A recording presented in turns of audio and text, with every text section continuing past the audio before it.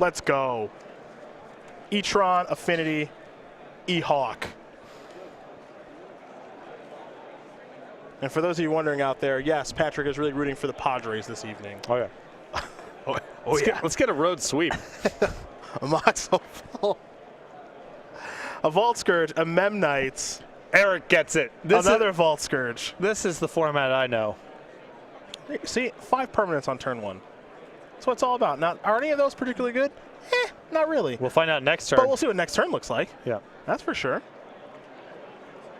Quang Vu with just an Urza's Mind. Pass the turn back.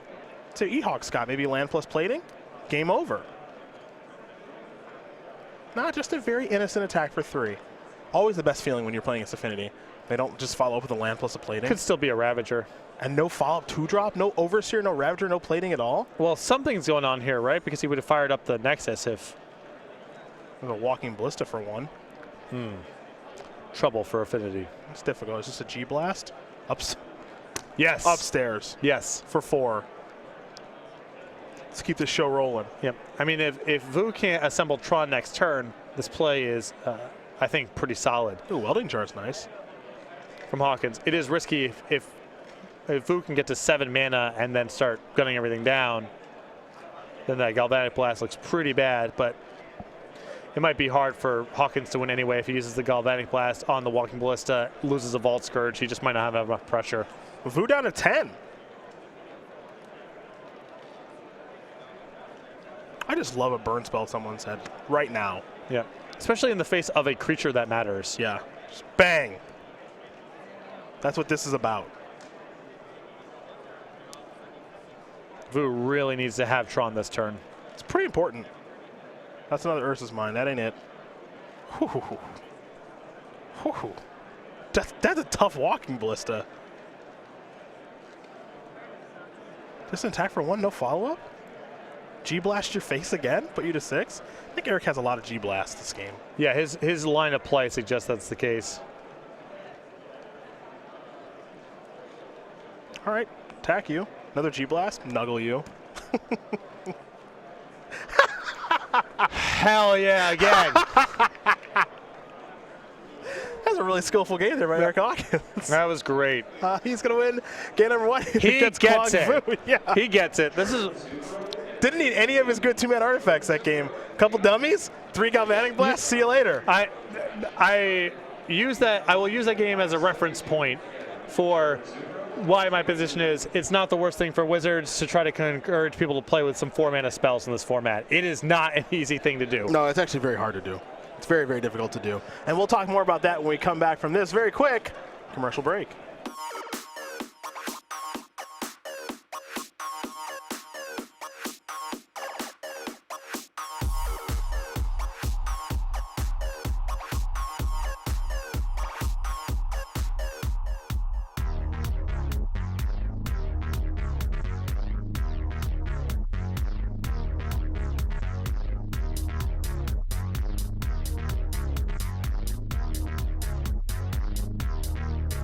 Go.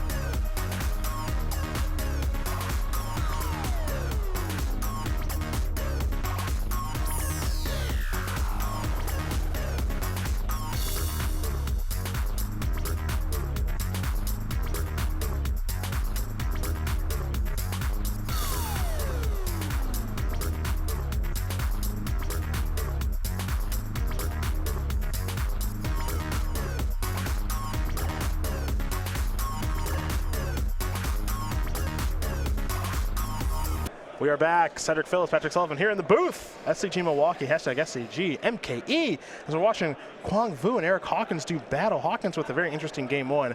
Couple of Vault Scourges and a Mem Knights, along with 3 copies of Galvanic Blast, more than enough to get game one over with against Quang Vu and his Eldrazi Tron deck. We'll see what Quang has in his sideboard with 2 Gut Shots, 2 Grafdigger's Cage, 2 Hangerback Walker, 2 Ratchet's Mom, 2 Relic Progenitus, 2 Warping Whale, a Battered Skull, Pithy Needle, and a Torpor Orb. I think the needle here, the 2 copies of Gut Shot, the 2 Ratchet Bombs, and I wouldn't say no to the Battered Skull. Probably better than some of the other 5s in Vu's deck. For Eric Hawkins, 2 Gear Value Grid, 2 Spell Pierce, 2 Edge Champion, a Grudge, a Dispatch, a Cage, a Ceremonious Rejection, a Spell Skite, a Relic Progenitus, a Rule of Law, Thoughtseize, and a Wear Commetaire. I would go with the Dispatch and the Ceremonious Rejection and nothing else. That's champion, not really appropriate for this matchup. A lot of the other removal doesn't really line up the right way. Well, those are the options there for both players. They're taking a look at their opening hands. Hawkins, someone who really does enjoy Affinity. He is 5-1 here thus far with this deck. They'll be given the green light. We'll watch game number 2 here in just a moment. Eric Hawkins, back when we had our Players' Championship, he was on the outside looking in a couple of times, unfortunately for him. Really, really good player from the Minnesota area. As we see an Expedition map, a Chalice for 0, and an Urza's Tower to get things started here for Quang Vu. This will be a Blinkmoth Nexus for Eric, and he'll just simply pass the turn back. Curious how potent that Chalice was. What we do know is that Quang will have Tron on turn 3 this game. Spire of Industry, Arcbound Ravager. That's going to resolve. I think we're going to see Quang. I thought we might see him sacrifice the Expedition map. We still can, because your old pal Gut Shot. Yes. Yeah. This has just been a dream match for you. It's been really nice so far. You got Gut Shot, you got 3 Galvanic Blasts. Yeah. Turn 1, spew out my hand, and Galvanic Blast you out. Then you're Walking Ballista. Yeah. This game, Chalice for 0, Gut Shot your first play, Tron on 3. This is the best. This is basically the best match you've ever seen. It's really hard to beat Molten Rain on lands, but this is... That's true. I forgot about that. 7 mana. Walking Ballista for 3. It's a hard card for Affinity to beat, especially without Metalcraft for the old Galvanic Blast.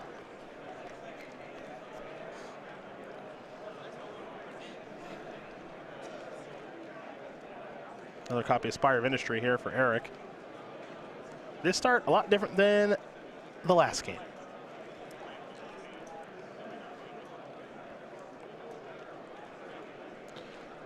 Looks like Hawkins has brought in the Ancient Grudge, but currently no artifact to enable the Spire of Industry, though I suppose you can activate the Nexus. Tough to do it that way in the face of a Walking Ballista, however. Yeah. You'd really like something along the lines of Springleaf Drum here, just an artifact that doesn't commit you to anything. Well, he's going to turn on the Blinkmoth Nexus. This is as ugly as it looks. But sometimes you got to do what you got to do. Ancient Grudge is going to go after Chalice of the Void.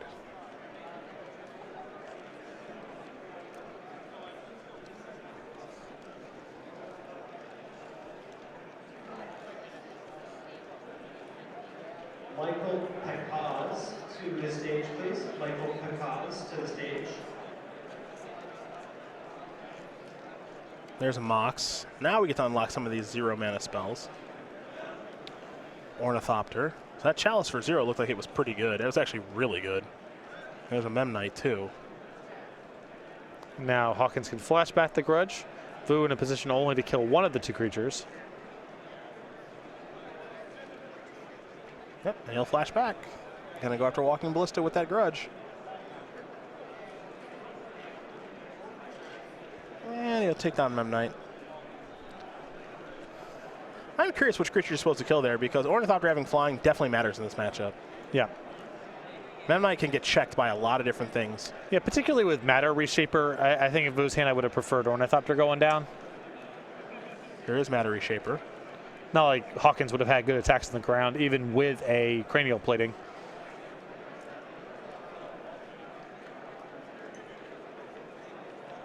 Here's Arcbound Ravager. That'll resolve for Eric. And just simply going to pass the turn back again. Go back over to Vu.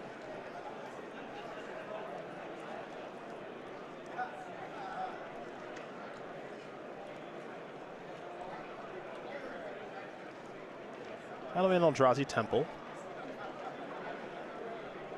And beatdowns. 3 damage will be dealt by the Matter Reshaper.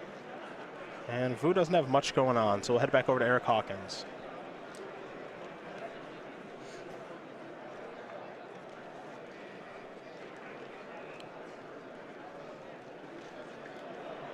Hawkins with Springleaf Drum.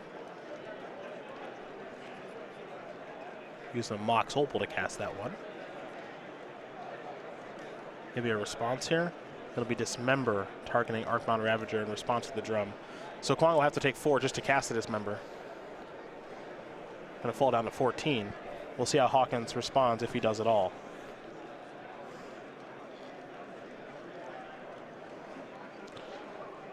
I mean, certainly moving at least 1 counter on the Ornithopter, and I think probably just figuring out if he can afford to spare the Opal.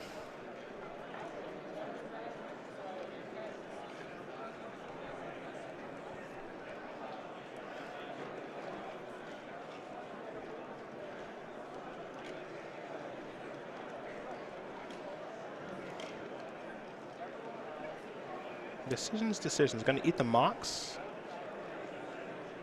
All right, put 2 counters over the Ornithopter. Now you already start to see the difference between Ornithopter and Memnite in this spot. The follow-up is another copy of Arcbound Ravager. Yeah, as I mentioned before, I think with that Matter Reshaper, we'll see how much it ends up mattering here, but with Ravager and potentially a draw to Cranial Plating, Vu deciding to leave that flyer behind might end up being a really big deal. Here's Thought-Knot Seer. Galvanic Blast. Boy. Wonder if this might just go upstairs. Might just be easier. Puts him down to 8. He can turn it into a 2-turn clock. And the Matter Reshaper is probably less powerful than just a random card off of the top of Vu's deck also. Yep. And Eric says, I'm just going to hit you for 4. Thought-Knot Seer, nothing to take. That was Eric's last card.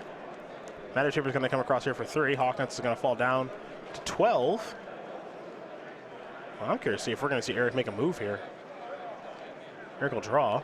Darksteel Citadel. I think Vu is very clearly has nothing, and I do not mind at all just saying, get everything on the Ravager here and make this a 2-turn clock. Yep, and Eric not one to be timid with Affinity. He understands how this deck works and how it needs to go about winning its games, which is I'm not going to waste any time attacking in increments of 2 when I can do it for 4. And now you have to top deck something. I don't even know what it would be. Reality Smasher would be enough, or any removal spell that lines up the right way. Well, Endbringer's a little slow. No, that's not it. Yeah. And just imagine, had that been Memnite instead of Ornithopter. Oh, it's the whole game. I mean, entirely different game. If Hawkins is attacking on the ground, I think Vu's a heavy favorite to win this one. Yeah. Just can't answer the Ornithopter. There is Endbringer. Well, it's not the end for Eric Hawkins. It's the end for Quang Vu. As Hawkins is going to draw, he'll play Cranial Plating. He'll equip that Cranial Plating and attack for more than enough damage, it appears to me, as that last card is a waste. Eric Hawkins going to win this match over Quang Vu. 2-0. Affinity going to take care of Eldrazi Tron for Eric Hawkins. He's going to move on to 6-1.